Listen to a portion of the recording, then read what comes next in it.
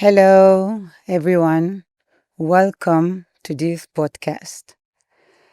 My name is Maimouna Baba, and I'm the strategic partner of Billionaires.Africa. For this first episode today, I would like to speak a bit about myself. Like I told you before, my name is Maimouna Baba. I am from Cameroon, and I'm the daughter of the well-known billionaire El Hajj Baba Amadou Danpullo. I would like to speak about my life growing up in this kind of environment because I think that people, they tend to have an idea that is about rich kids. There is assumption versus reality about the idea that people they have about the rich kids. In my case, I was extremely lucky. When I was small, my dad, even though I am from a Muslim background, my father has always pushed me to prove myself and to know that I can do better than a man. So I am Alpular. Alpular is a tribe that you can find all in Africa, and they are nomads. So they go from all different countries. You can find them in Nigeria, in Niger, in all this hemisphere, because they are nomad. They do not stay in one places. So I am a Pular, and since I was small, my father had always pushed me to be the best as I can. And he has always told me that even though I was a girl, I could do better than a man. And that has driven me to become one of the best version of myself. And I was excellent at school. I was always trying to impress my father. I have 4 big brothers, so I'm the first daughter of my dad. And then, so he was all every time my brothers were doing something, I was trying to do the same thing. And I'm very happy about the fact that my dad never stopped me of trying what my brothers was doing. Like in my village, we were not normally women. They are not allowed to go on horses, but I was doing it, and everybody was shocked. But my father wanted me to try everything possible that I could try. Then it allows me also, and I'm very thankful for that, is that I become an entrepreneur in a very young age. And then the passion for working and for trying to be a better version of myself was really something that my dad had instilled in me. When I was, my dad has always tell me, I want you to be the best at school, to finish your studies and to come and help me. So I grew up with that idea that I have to finish school. I have to finish school as quick as possible in order for me to come and help my dad. And even though I was going to university when I was 15 years, and I was living in Switzerland because when I was 7, my dad sent me and my brothers to boarding school in Switzerland. At that time, that's what most African elite were sending all their children in Geneva at different schools like Le Rosé, le Collège du Le Mans, École Internationale de Genève. All those schools, we were sent there to Florimont so that we can have the best education. And I think that we are very lucky about that because we made very good friends that we still have today from all different backgrounds. And also, when you go to those private schools, what is very good is that you see people from all horizon. You see, you mix with all different culture, and then you learn to accept people for who they are, and you learn so much. So I think that in my case, it allowed me to become a chameleon. So I can be in any environment you can put me. I always feel comfortable because I know exactly how to fit in. And I really thank God for that because this is one of the luckiest part of coming from a wealthy family is that we are exposed to so many different cultures, and it allows us to have a very, very big open mindset. And with the open mindset in the world that we are living today, you can succeed in everything. So there is a part of my life that I don't talk about much, and I was not doing it because I never wanted people to judge me or to judge my parents for what I did, because as a Muslim girl, you have an image and then a position that you have, not even as a Muslim girl. When coming from a rich family, everything that we do every act that we do, we have to always think about the consequences that is going to do in the image of our family and all that. Like, if you take an example now, you come from a family of businessmen who are in, let's say, in the cement industry or the pharmaceutical industry. Everybody will expect you to finish school and to go and continue the legacy that your parents have created. But it's very frustrating sometimes, because imagine that you are someone who wants to become an actor or a singer, you see, and then everybody, the whole world is looking at you, expecting you not to shame your parents and to become like that. What will you do? So people tend to think that it's all glamorous to come from a rich family, but I personally do not think that it is. I think that coming from a rich family is more difficult than coming from a normal family, because there is so many expectations that people have on you.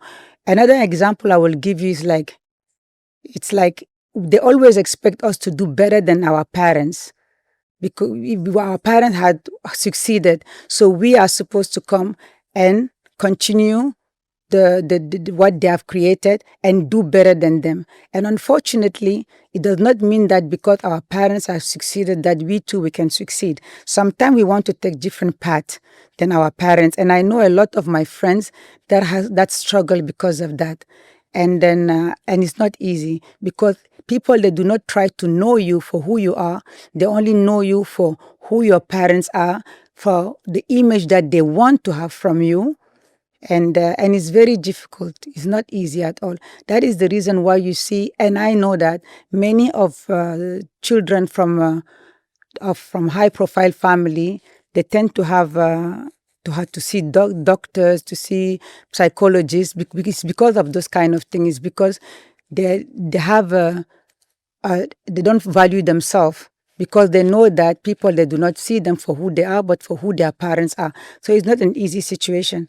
And sometimes too, you want to create your own legacy by yourself. You don't want to you don't want to do the business of your parents. You want to go and find a job. And then when you arrive in a place where you want to go for an interview, like an example, you go for an interview in a bank. Then after, imagine the banker sees your name on the paper and he's like, oh, I would like to know, by the way, are you the son of? Then you say yes. And then instead of being focused on asking you question about yourself, the person is there starting to tell you all the good thing he thinks about your parents, how it's amazing and all this. So at the end of the day, he does not allow you to show your worth and to show if you deserve the job or not. So at the end of the day, if you have the job, did you have the job because you are the son of, or did you have the job because of your capacity to do the job? And that's not even the most funny part of it, is that if you have the job because of your capacity, people will always think that you succeeded because of your parents. So whatever you do, there is always a stigma where they will always think that everything was easy for you because of your parents. So that is something that I really wanted to talk about, because I think that is not easy. And people tend to think that we have that good life where of course, we have to be happy, and we have to be very, very grateful to God for being able to go in those kind of school, meet those amazing people. We have been traveling a lot. We thank God, and that's really something that is amazing. But at the same time, we have a price to pay. The price to pay is that we need to follow a legacy. We tend not to do what we want to do, but what our parents expect us to do. And then, yeah. And the situation is different for women. If I take my example as a girl, my father, my whole life pushed me to become the best version of myself, to have all those degrees, university degrees, and I did them because for me, I only had one idea in my mind. It was to go and work with my dad in Cameroon so that I can help him, because he was always telling me, please, I need you to study. When you study, I want you to come and work with me and help me. But then, after when I grew up, I discovered that actually it was not because he wanted me to work, but he was looking, because of his culture, and because he's a Muslim man, for him it was very important that I was educated, so that the day I get married, my husband will know that he's married to a very, very intelligent person. So he will not belittle me, but not because he was expecting me to work. And that was very disappointing. And I think that's one of the reasons why I started doing businesses. I started doing my own businesses, and I become an entrepreneur. So I think that I'm not the only one that goes through this kind of situation. There is a lot of Muslim girl that have a lot of capacities, and then unfortunately their parents do not give them the place that they deserve. And as a woman, after 20 years of experience of working in all different kind of industries, what I've learned is that being a woman is a huge asset, because especially when you're working with the African people, because they trust you more because you're a woman, while African people, they don't trust each other. Like African men don't trust each other. They always feel like the other one is gonna I don't know why, but everybody feel like the other one is gonna crook him, or I don't know what. Anyway, but me, I'm very lucky, and I thank God for that. Every time I had to go into negotiation, I have to go into a new business venture. I always was lucky that people trusted me and everything went well. So I think that being a woman is a huge asset when you want to do business with African or even with the Middle Eastern people. Because of that nature that God has given us, because of that, I think that the aura that we have it's making the person in front of us to feel more trustful. So I think so too. I'm going to talk today about something that happened to me when I was 15 years. I was still going to university. Then at that time, I heard that in Geneva, there was no R&B nightclub. I'm not a nightclub person at all. But there is one thing about me in business is that I always tell people that my passion is working. I have a passion of working. I have a passion of launching two things, being the first one to launch things.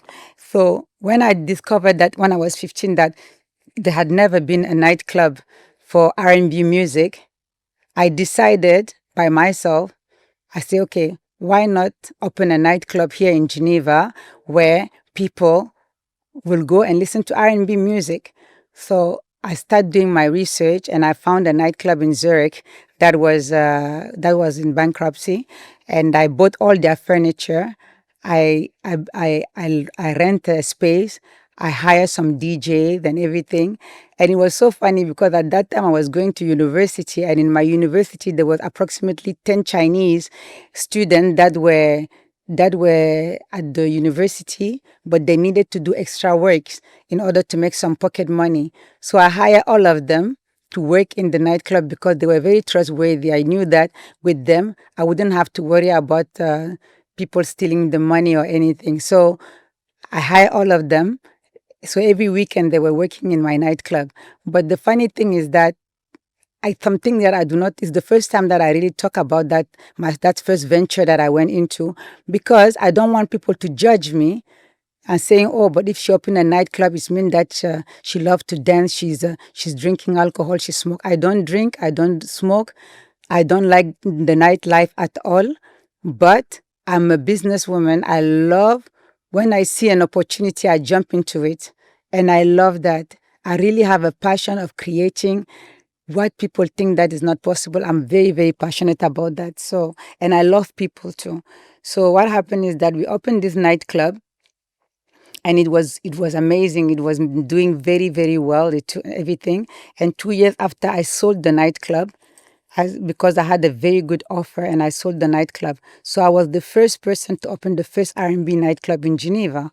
But you see, I didn't do it because of the passion of clubbing. It was just because there was a niche market that was on tap, and I said to myself, you know what? Let me go for it. Same thing when I came to South Africa. When I came to South Africa, I saw that at that time, just after the apartheid, most of the African people here didn't know anything about hair, wigs, how to look after their hair, and all that. So what did I do? I became a big wholesaler of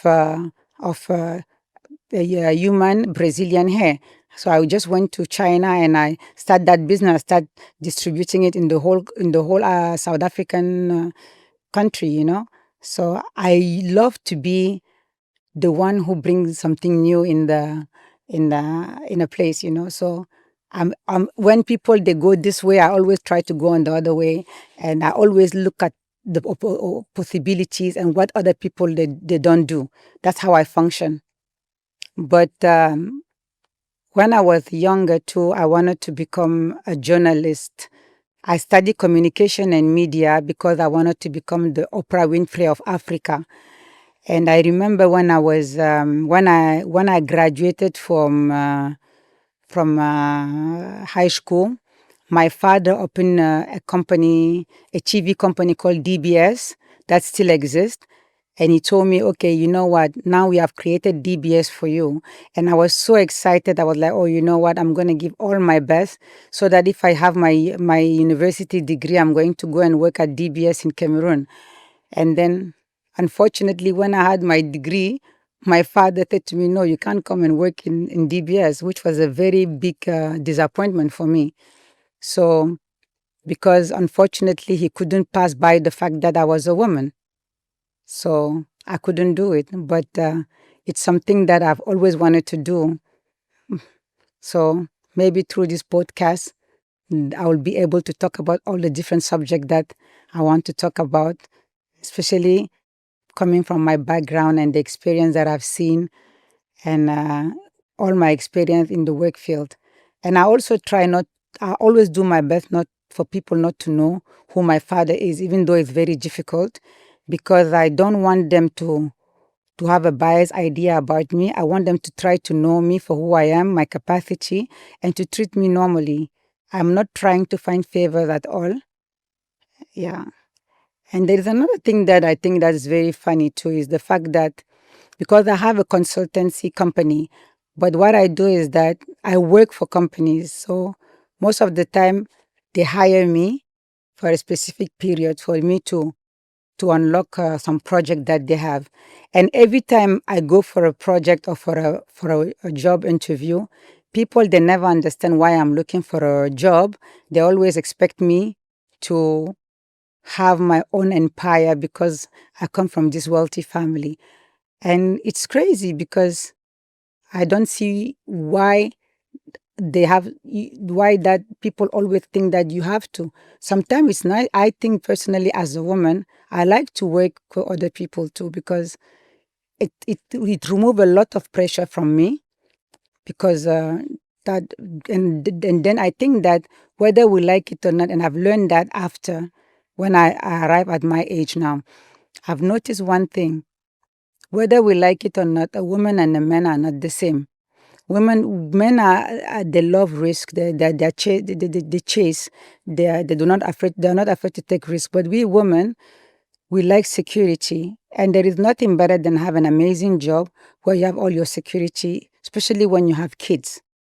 So, but I tell you, in most of the time, people they always ask me why you are not working with your dad. You have all this empire, but it's not easy because unfortunately, I have a father who has a very close-minded idea when it comes to women working in the industry that he is. That is the reason why actually I decided to go my way, and I've been working and doing my businesses for the last 20 years, been working with different companies. And actually, I'm very happy about that because it allows me to know my flaws, my strength, my weakness. Because since I was not putting I was not showing people that I was the daughter of Alhaji Baba, people will just see me as Maimouna, and then I was able to prove them and show them all my capacities. And for that, I'm very, very grateful. So I think we're going to stop for today. And I promise you that for the next episode, I'm going to bring you more crispy subject regarding all the assumptions that people they have, assumption versus reality of being a rich kid. Thank you so much and have a lovely day. Bye.